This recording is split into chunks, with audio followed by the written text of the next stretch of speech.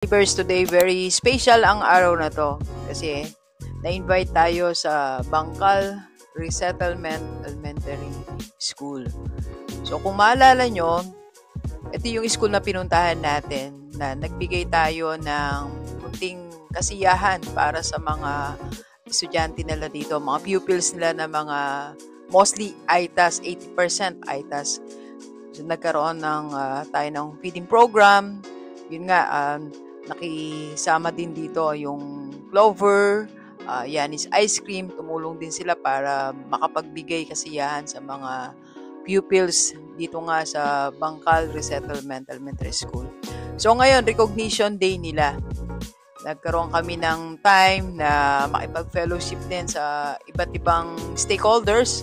Nakapag-lunch tayo together with them. Ito nakita ko din na maraming tumutulong talaga para sa mga kababayan natin, mga ITAS. So muli maraming salamat at sa kanilang principal, Ma'am Bernadette, and sa lahat ng mga teachers. Thank you. Let's go, let's go!